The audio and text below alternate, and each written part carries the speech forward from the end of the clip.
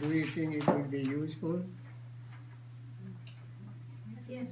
Yeah? Yes.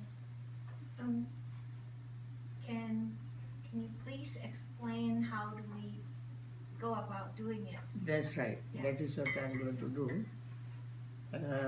Having this list is one thing, and using this list, the contents of this list is another. How we use it? We use it in meditation. When we meditate, it is a very, very practical, important things to go through. Especially when people meditate, they have these hindrances, 5 hindrances. I think everybody knows 5 hindrances. Greed, hatred, sleepiness and drowsiness, restlessness and worry, and doubt.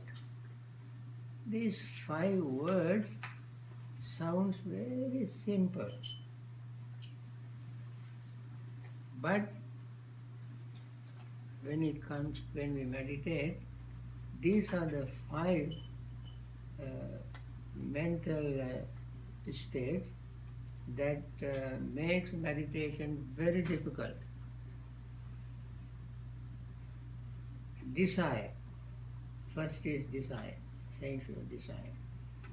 Desire for things we have seen,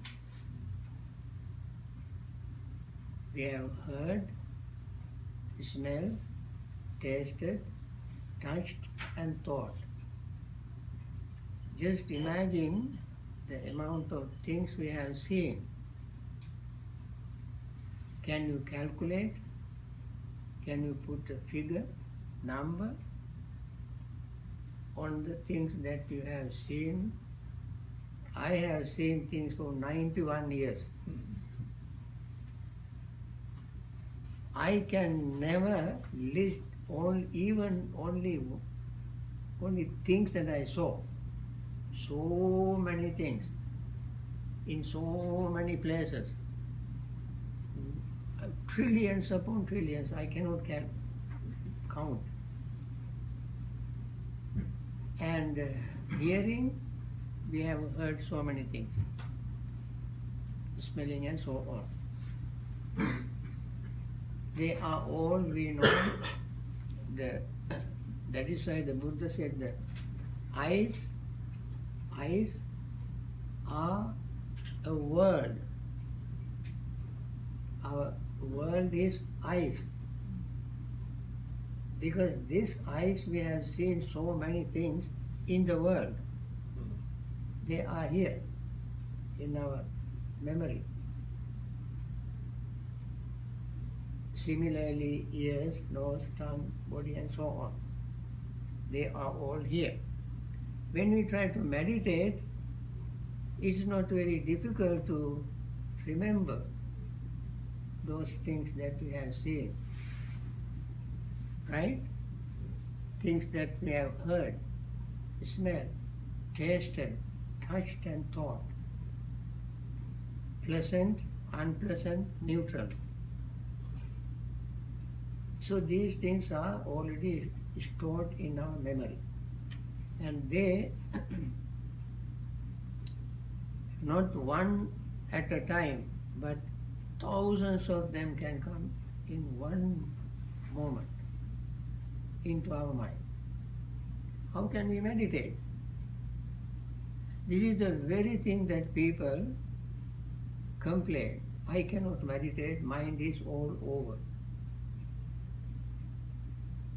And what is the remedy? What is the way to get rid of it? This is the way. This list. We see our eyes. I mentioned eyes, not only eyes, but the visual objects that we have seen. So the eyes and visual objects, all of them, whether they are past, future, present, internal, external, gross, subtle, low, high, far, near, all of them, all these 11 stages are impermanent. The things we have seen, although we have a memory, and the things we have seen with our eyes were impermanent. They were impermanent. We simply try to dwell upon what is already gone. Our parents, brothers, sisters, husbands, wives, children, many people we have seen. Where are they now? Gone. Impermanent. Past, present, future, and internal, external, gross, subtle, low, high, far, near. All of them, without any exception, were impermanent. And because of them, because of this scene, we suffer.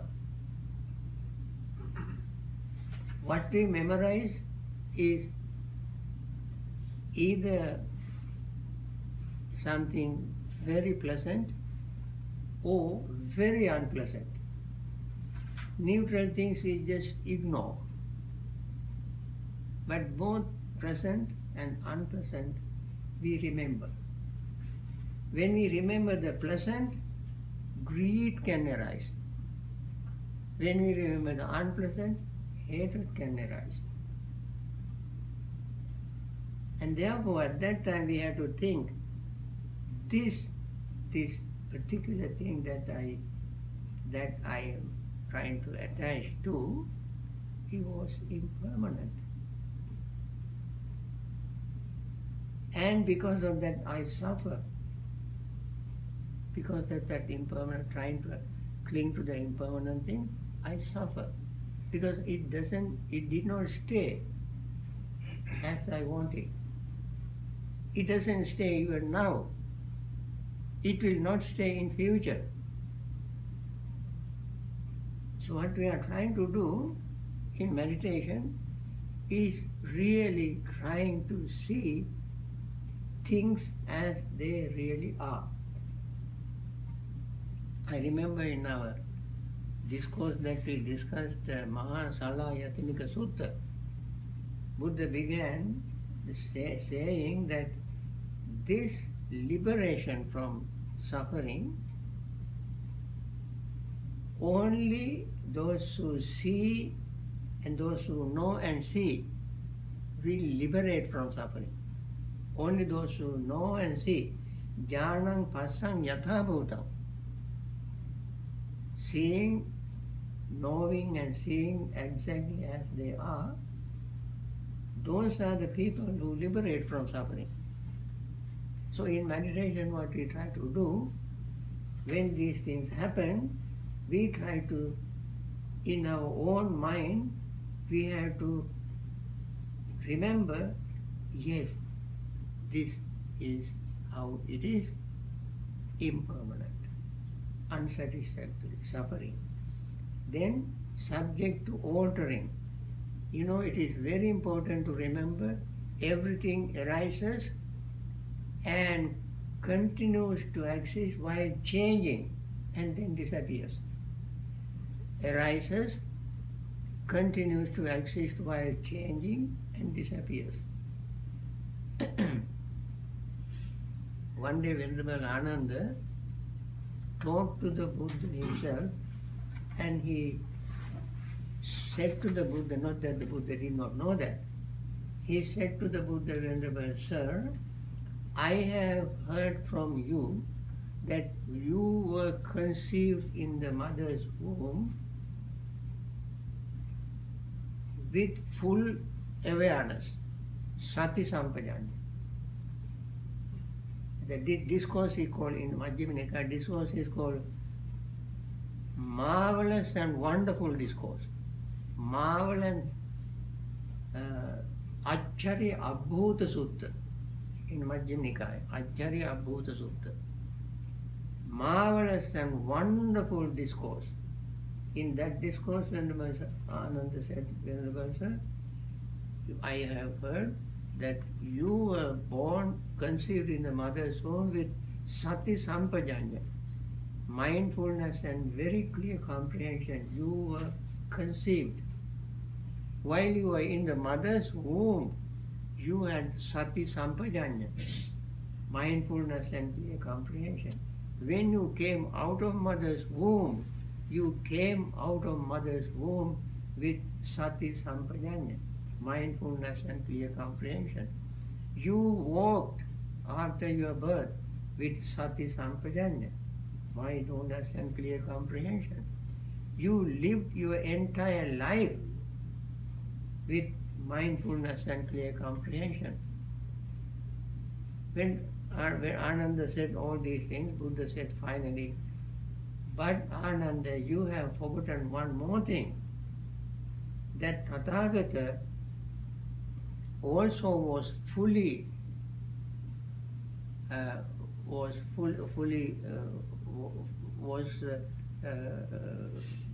having mindfulness and clear comprehension of the fact that everything is rising, exists with alteration and passing away. And while this is happening, he was mindfulness and clearly comprehending. So this is not that simple. Everything, anything arising, Buddha clearly was mindful, and that particular thing is altering, he was fully comprehending, and when it passes away, he was fully comprehending.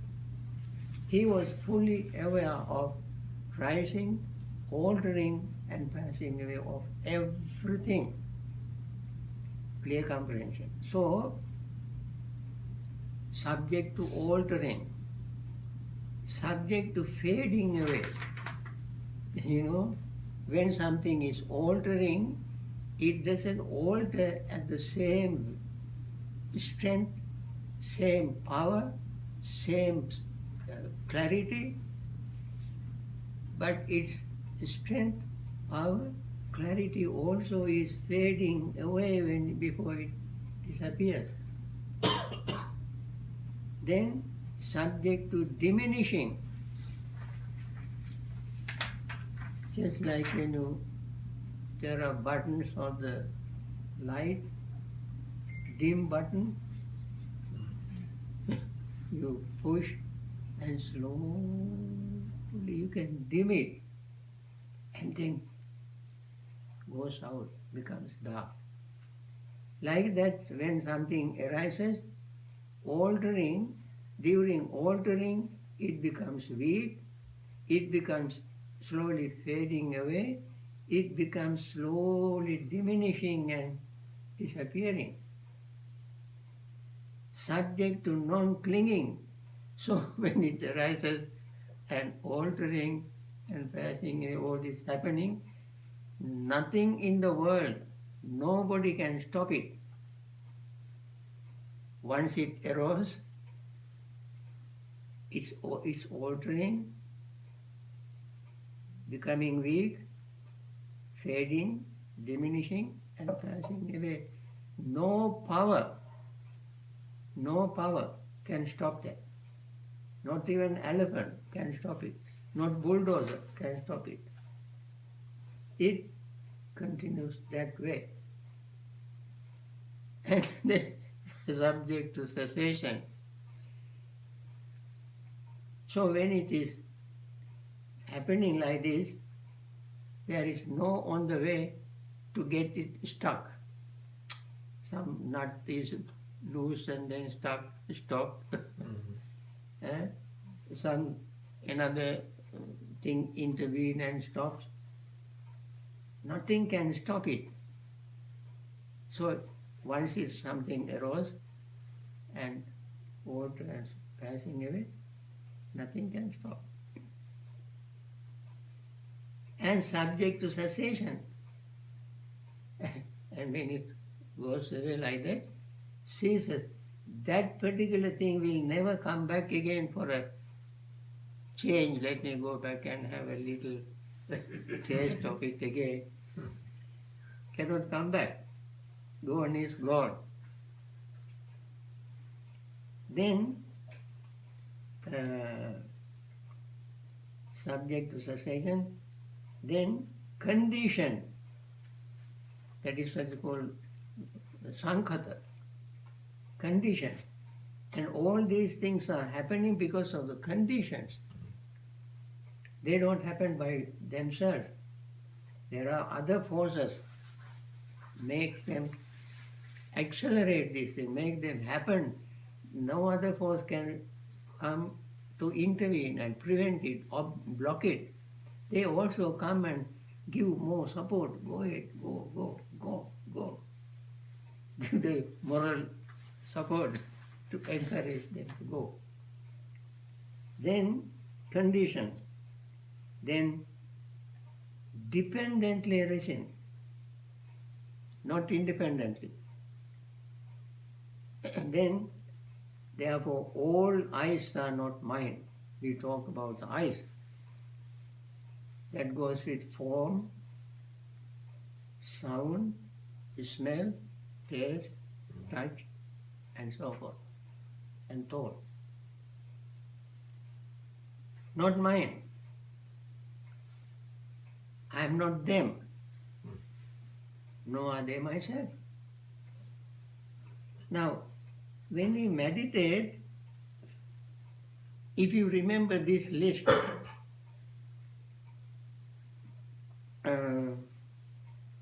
I remember this list in Pali. I think if you memorize them in Pali, anything, any disturbance happens, you see, you may say to yourself, Aniccham, Dukkham, Viparinama Dhammam, Kaya Dhammam, Vaya Dhammam, Viraga Dhammam, Nirodha Dhammam, Paticcasamupannam, Netam Mama Neso Amasya Neso Atta. Then there is another section which I did not include here because that is only for somebody is attaining enlightenment, would say, Netam Mama Neso Amasya Atta, Evam etam yatha bhutam sammappaññā daṭṭhabbam sammappaññā disva rūpasmiñ nibbindati nibbindang virajyati viraga vimuchyati vimuttasmiñ vimuttam jñānam hoti kīnā jāti usitam brahmacaryam katam karaniyam nāparang ittārthāya. Say, that is, evam, you can see that in Anattalakkana Sutta. Anattalakkana Sutta. Evam etam yatha bhutam sammappaññā daṭṭhabbam. This, thus, things should be seen with right wisdom, sammappaññā. Having seen with right wisdom, rupasmin nibbindati. Nibbindati means become dispassionate. Nibbindang virajyati, having dispassionate, one would not cling to it. Viraga vimuchyati, then one liberates, the mind liberates. Vimuttasmiñ jnanam hoti, then the mind knows that I am liberated. Then one would say, Khina jati, I have exhausted my birth. Jati means birth. Khina means exhausted, no more. Usitam brahmacharyam, I have lived the holy life. What is the holy life? I have completed the Noble Eightfold Path. The holy life is, here brahmacharya means Noble Eightfold Path. Noble Eightfold Path has several names. Middle Path, the Attangiga Magga, Sota, Brahmacharya, all these names are for the Noble Eightfold Path. Usitam Brahma, Katang Karaniyam, I have done what was to be done. Naparangitanta, there is nothing more for me to do. Now, I did not mention this part because it is too much for average people. At least this much you must remember. Therefore, the list I gave you with a very good purpose in my mind. My purpose is that meditators, if they are really serious, they must remember this. And whenever obstacles arise in the mind, and see that particular obstacle under this light, if you cannot remember it in Pali, at least remember in English, which may be easier. For me, Pali is easier because that has some texture in it. For me, when I say it in Pali, I feel the texture, the richness, juice, so to say, juicy Pali words. So when you translate it into any other language, it is just word, dry and no other. That texture you cannot have. Just like when you say something in your mother tongue, you feel it. When you translate into another language and say, you say that, but yet that feeling, we cannot explain that feeling. Pali is like that for me.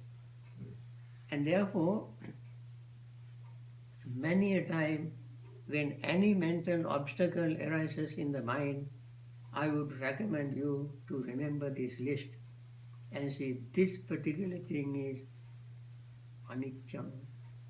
Not only this one, atita anagata paccupannam ajjattanga bahitava olarikava sumava heenava panitava yan dureva santikeva. 11 there. That 11 you can find in Anatta Lakkana Sutta. And the other 11, 13, 12, I got from various sutras. These are not my creation. These are, I got from various sutras in Sammadhitti Nikaya, Anguttara Nikaya, Kuddaka Nikaya, and so on. One thing, can I ask a question? Yeah. With this list, I think the term maybe let go, Pali word, Patinisagga. Oh yeah? Why it is not here? You see, very good. I tell you reason here, what is it, subject to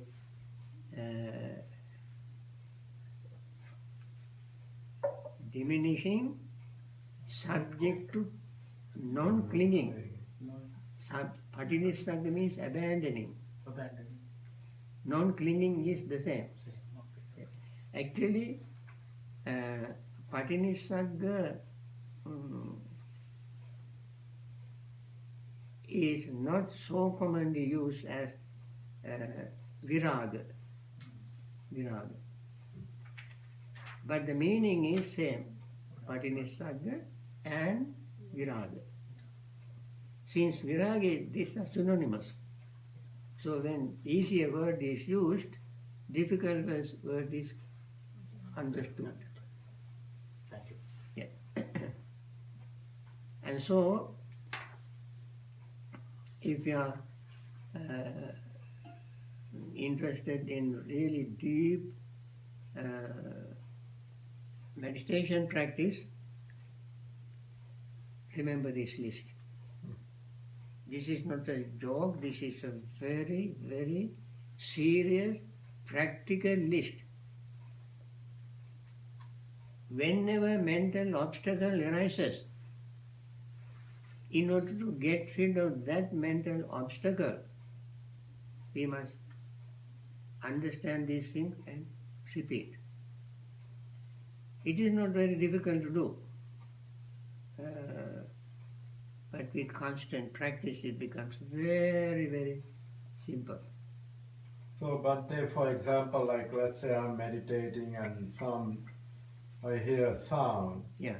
and then I would, soon as it comes, and I'll go through all these 23. Yes, that is very good example. Mm. You see, you must say, this sound is impermanent, Mm. this is unsatisfactory, this is subject to altering, this is the subject to fading away. It is true, Mhm. fading away. And this is diminishing, subject to non-clinging. The sound does not cling to anything. Except you record it somewhere. Mhm. The record is not in your ear, in the brain. Record is somewhere mechanical, Right. material. Until you play it, you don't know that. And therefore, subject to cessation, conditioned, this sound is conditioned. Dependently arisen, depending on air, the sound, the air waves, bring sound waves to hit the eardrum, and then in this case I use eye. When you hear a sound, you can replace eye with ear, Mhm. and then all sounds are not mine. I am not them, they are not myself. Bhante? Yeah. So you did the last 11 for the example for sound. Yeah. But what about the first? I'm sorry, the last 12. The first 11. Verse 11 also good. Also, okay. Actually, I want you to remember all the 23. When he asked me about the sound he is hearing, at that moment, the present sound, you contemplate on the present sound. Okay. But sound in general, you can use all these 23. Any sound, Right. any vision, any sight, what is we are seeing now and what we have seen in the past, what we may see in the future. This applies to everything, past, present and future. Whole list is given at the beginning. Past, future, present, internal, external, gross, subtle, low, high, far, near, all 11. No exception. This is 100% true. With regard to our body, if you have some physical aches and pains, remember this. This pain is aniccham, dukkham, viparinama dhammam, khaya dhammam, vaya dhammam, viral dhammam, nirodha dhammam, paticca sampannam, netang mama neso amasana mesota. Headache, stomach ache, knee ache, back ache, neck ache, wherever ache is. Remember this. This ache is not permanent. This is not mine. I am not it. It happens depending on such and such. And it fades away. It is altering. When your mind is preoccupied with these thoughts, you forget the pain. Actually, when you finish the list, pain may not be there. Very powerful practice. Bhante, what is low and high? 8 and 9? 8 and 9. Yes, low and high. Could you explain that? Low, with regard to the sound, low sound, high sound. We know that. With regard to pain, we know mild pain, and Severe. severe stroke. acute pain. And whatever we experience, that has the degree, quality. I remember when you go to hospital with pain, the nurse or the doctor give us a number. Can you tell the pain number 1 to 10? Where are you? 5, 6? I mean, these are imaginary numbers.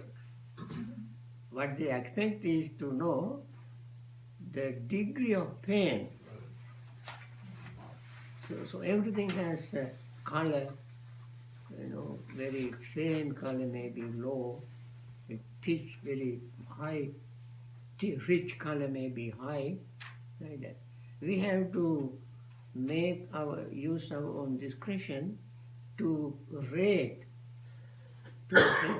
whatever we experience and put into these categories.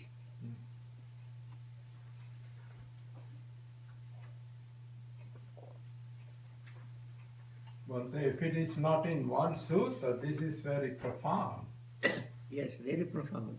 Right, and Very it profound. probably will be very useful for a lot of people for meditation. Yeah. Because this is one of the difficulties a lot of people having, but this would really help. Yeah.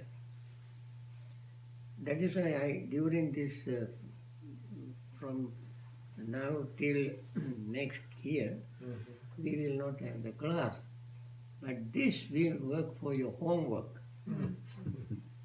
So I want to give you homework to keep in mind during this time. When you come back next year, you all will be enlightened. Yeah. In this list, actually, one starts out.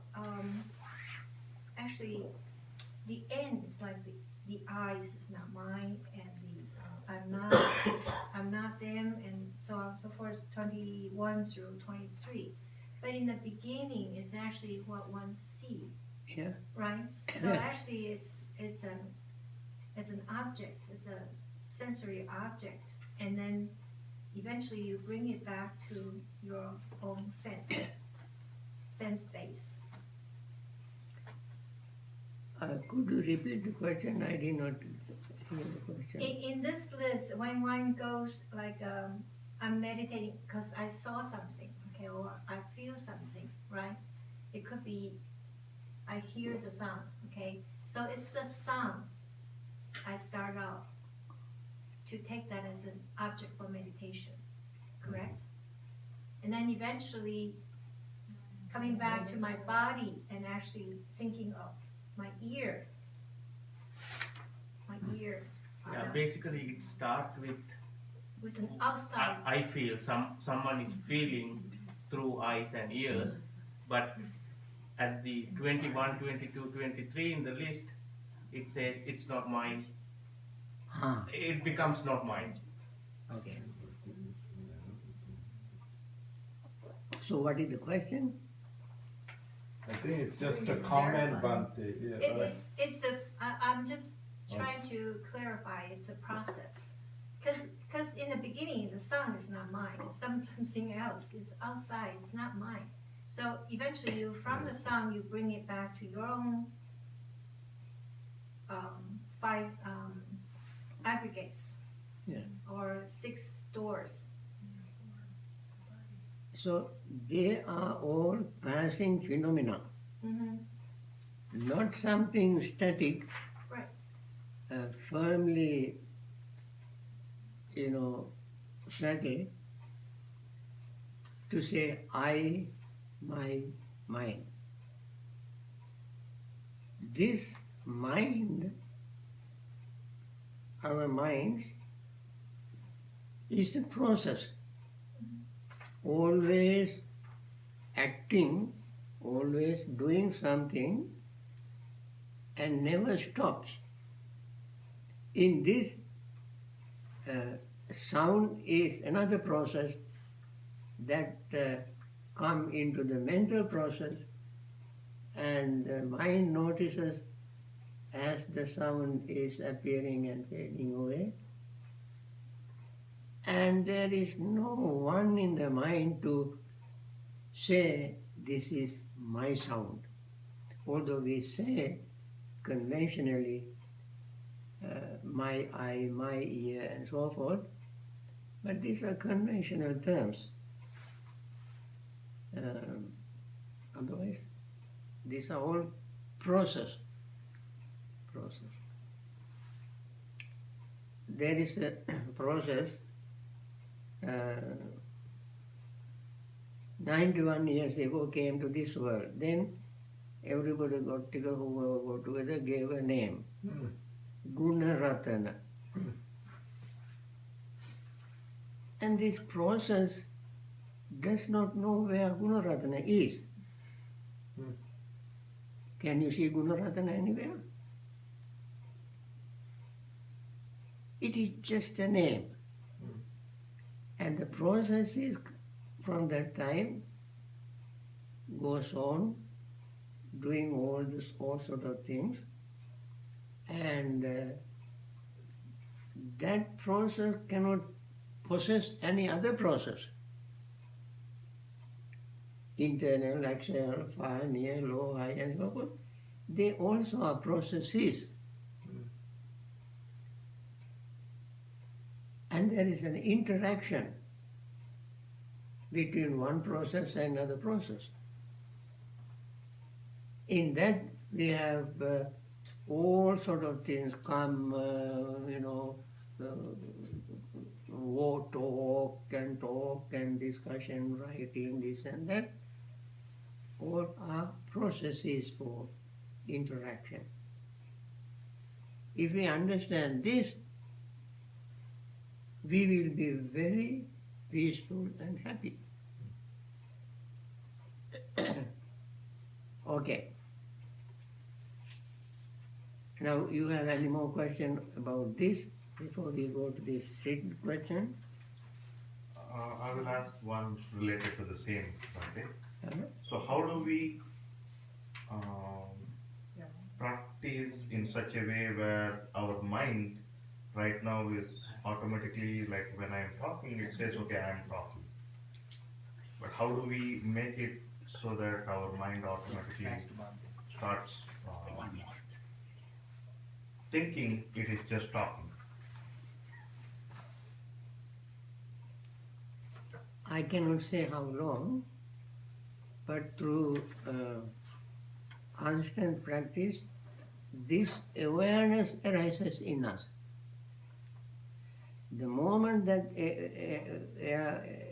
awareness arises in our mind is unpredictable, depending on how frequently we practice, how serious we are, depending on all other conditions, it will happen sooner or later. The time period nobody can give. Not even the Buddha could give anybody a time that you will come to realization on such and such a time. But in some places, Buddha said in Bodhiraja Kumara Sutta or Abhiraja Kumara Sutta, one of these two suttas, Buddha gave the minimum period. Satipatthana Sutta has given Mahasatipatthana 7 days, 78 to 7 days. In this, I have to check whether it is Bodhiraja or Abhiraja Kumara. In one of these two suttas, Buddha said, if somebody is healthy, intelligent, honest, energetic, practicing consistently, if such a person comes to me, I instruct him in the morning, evening he attains enlightenment. If I instruct him in the evening, next morning he will attain enlightenment. provided he has these conditions. He has to have a faith, commit determination, effort. He must be healthy, honest, and consistently practice. With these 5 conditions, if somebody comes to me, I instruct in the morning, he will attain enlightenment in the evening. If I instruct in the evening, he will attain enlightenment by next morning. That kind of guarantee Buddha has given. But even he did not say you will attain in 1 hour, 2 hours, 3 hours. All depends on these 5 qualities, conditions. Mahasatipatthana Sutta doesn't give any other condition. Only condition Mahasatipatthana has given is evam bhavitam. Thus practice as it is given in the discourse. In Mahasatipatthana Sutta, actually, I believe, and some scholars also believe, is a collection of Buddha's instructions on meditation. Collection. Not given all the long Mahasatipatthana Sutta at one time. Why we say collection? Because everything is repeated. What you say in the first section, at the end of each section, there is one statement. Samudaya Dhammanupassīva says about the body. Samudaya Dhammanupassīva kāyasmiṃ vihārati. Vaya Dhammanupassīva kāyasmiṃ vihārati. Samudaya Vaya Dhammanupassīva kāyasmiṃ vihārati. Atti kāyoti vāpanassa sati paccupatthitā hoti yāvadeva ñānamattāya patisatimattāya anisthitoca viharati naca kinchu loke upadiyati. These 8 statements he made at the end of each section. Vedananupassana, Chittanupassana, and Dhammanupassana. All these 4 anupassanas, he mentioned the same thing. We say that if one practices only one of them, he attains full enlightenment. One of them. Then why does he have to practice the second, third, fourth?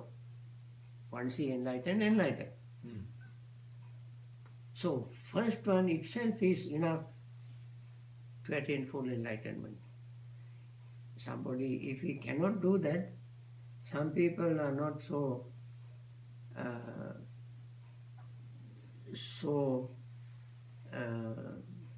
sharp.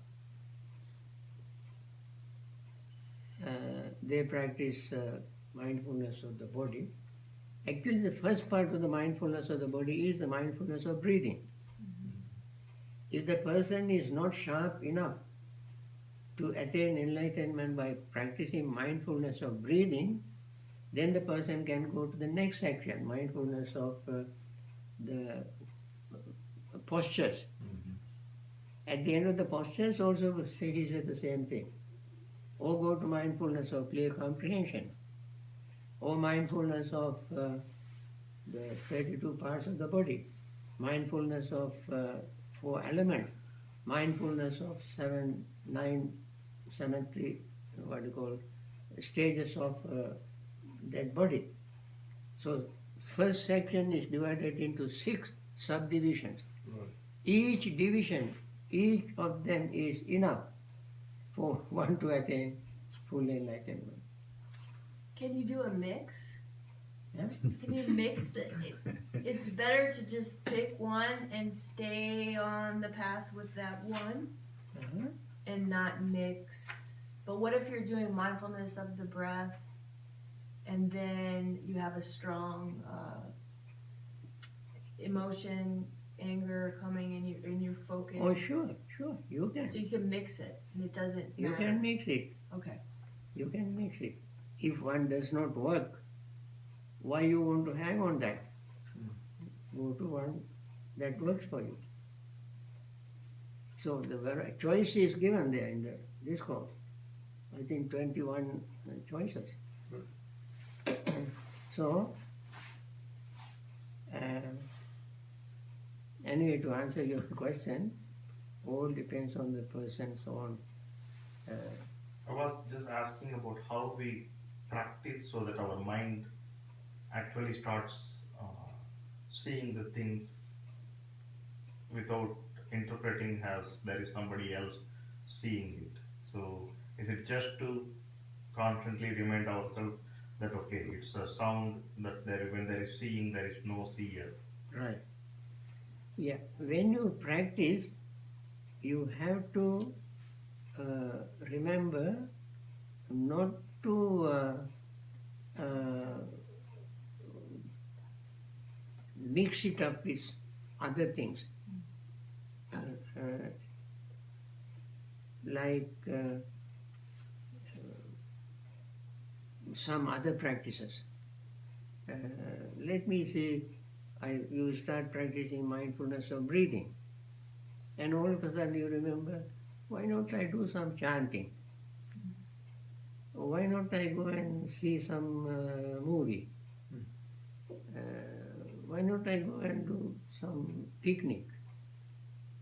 So you mix up all these things. If you want to practice this, you practice this while you are walking, talking, sleeping, and all the time. Keep practicing it. And also, we have to practice it without any prejudice. Prejudice means my, uh, he, she, it, they, and this kind of divisions, without any division. You see the universal nature. In all these things we see universal nature. Exactly like a scientist. Scientist only wants to see the universal characteristic of anything they examine. And it must be, the results must be the same for everybody. Whether you do the experiment, I do the experiment, you do the experiment, results must be the same. This practice is like that. Therefore, in the first place, we have to remember, I want to see this exactly as it is. Whenever we say the word see things exactly as they are, we always must remember things have their own intrinsic nature. What is the intrinsic nature of anything? Changing. We must first, this is the first premises, first principle of Buddhist meditation. First principle is that things are always changing. That we experience, that we can experiment, that we can, that is everywhere. We begin our practice with these premises. Never to think that there will be, well, perhaps such and such must be permanent. There's no such thing. Okay? Any other question? No. So let me answer these questions. You know, our class period is already over. But now Bonus time. Old style. okay, this is a question which is I never thought of this question. Question is, what is memory according to Buddhism? What is the memory? Memory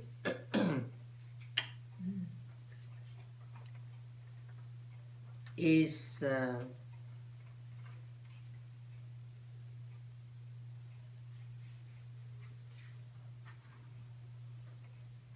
sati, we call sati in Pali. When the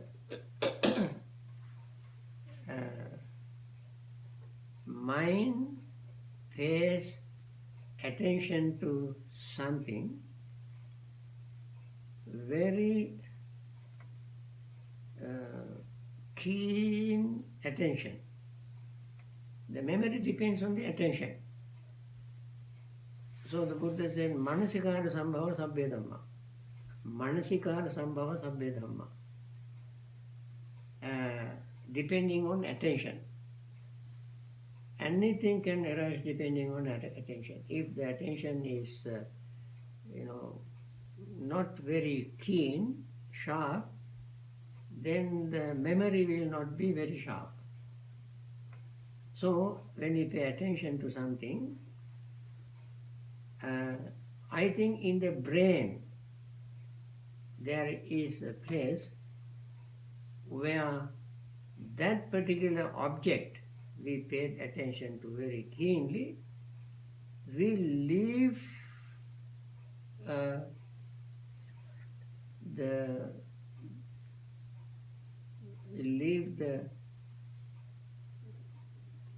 some mental Imprint. imprint, image.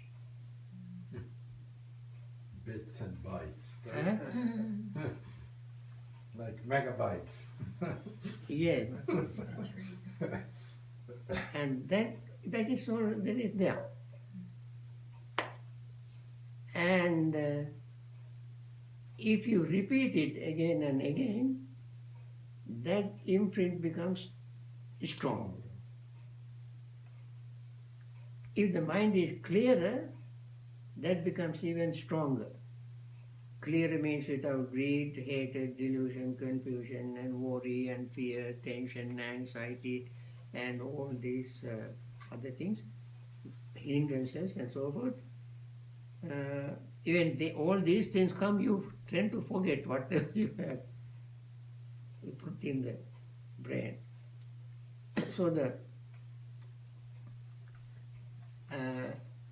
So memory is that image or imprint that we put in the brain and keep repeating it. Then you memorize. Otherwise, even if we learn something, the imprint is there, but it will become weak over a period of time. It will be fading. What is this list you can see here? What is subject to altering, fading away, diminishing, non-clinging, and so forth. All this happen. And the memory also is subject to these things. And memory is not something permanent. However, with meditation, memory can become strong. Memory can become strong. Can you recall the memories that you forgot after meditation? Some memories, yes. You can recall them although you forgot. Yeah. That's very interesting. Very interesting. That is how I got my memory. Yeah, right. Yeah. I lost my memory completely. Completely wiped out, like whiteboard. Nothing on my memory. All the languages I studied, alphabet, everything completely forgot. Then I started meditating on my own. Then slowly. That is why all my life I spent on meditation. That is why I very, very strongly, firmly talk about meditation from my own personal experience. How old were you, Bhante? Huh? How old were you? I was 20. I had photographic memory. But I lost everything when I was 20 because I was young and foolish. Did chanting for one whole week without sleeping, drinking, eating, and so forth. Voice was good those days, and wanted to chant very loudly. Yeah. Bhante, was that photographic memory for the things you have seen in a page, or was it like in this class? If you had the photographic memory, you can remember from 3 to 4 everything. Everything. Everything. If I came to this room and look at the room and went away, tomorrow you ask me who were in the class, where they sit, what they were wearing, whether they were wearing glasses and so, all was here, photograph. But at the age of 20, when I lost everything, After that, through meditation, I slowly, now I cannot have that kind of memory. Even that after recovering, I never got that kind of photographic memory. I was able to, like anybody else, repeat. Even now, if you recite the Pali stanza 3 times, I remember it. Even now. Because this is this very strange thing. It is, I always encourage people to meditate. Okay. Using metta, what is the best way to refuse a request by family members? Okay. Using metta, what is the best way to refuse a request by a family member? That depends on the request. If the person requests something harmful, with all your metta you reject it, refuse it. Is it harmful to me or the person? To anybody. Anybody. If family member requests you to give a gun, refuse it. Request you to give some poison, refuse it. Don't give. Out of metta. If something is not harmful, beneficial to that person, then if it is within your means, with metta you give. If it is, even if you have full metta, if somebody asks something that is beyond your means, you cannot give. But you could have a situation, but the person that's asking Yeah. doesn't know it, doesn't think it's wrong, doesn't think it's bad for that person. That is why the one who knows that it is bad should not give it to you. That's For I remember when I was in Washington, I think I mentioned this, there was a little child who grew up, almost like my child, every day his father brought the child to the temple, his American child. And when this child was 4 or 5 years old, he asked the father a gun, toy gun. Then father said, no, we don't use gun. Then this child began to cry, so and so, my friend, such and such a friend has gun. Why don't I have? Father said, I don't think Bhante Ji will approve it. He stopped asking. He stopped asking because he loves me so much. When I did not approve it, He did not want to have it. So the child does not know what gun represents.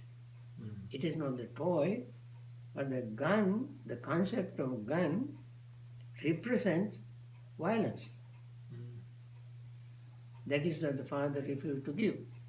Not this toy gun can kill anybody, but from the childhood, if you train the mind to use a gun, that toy gun will on one day be a real gun. And therefore, out of compassion and metta from childhood, refused to give harmful thing. Okay? Next question.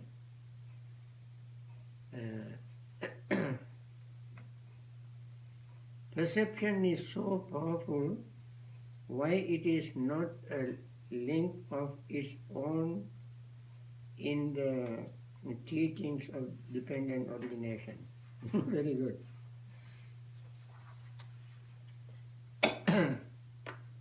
Perception is called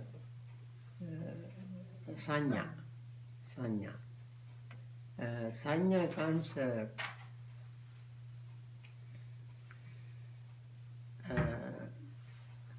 under nama rupa. Nama rupa, sanya is included. Perception is included. You know nama rupa? Yes. Mentality and materiality. What is mentality? Phassa, Vedana, Sanya, Chetana, Manasikara. These five are called mentality. In the dependent origination, Vijnana Paccaya Namarupam. Namarupam. Mentality and materiality. Materiality is earth, water, air, fire, the body made up of 4 elements. Mentality is phassa, contact, feeling, perception, thoughts, attention. These 5. Therefore, perception is included in the dependent origination. Thus, stream and stream winning, the only way to have right view, actually stream entry is enterer is the only one who has a firm, unshakable, unwavering right view. Until such time,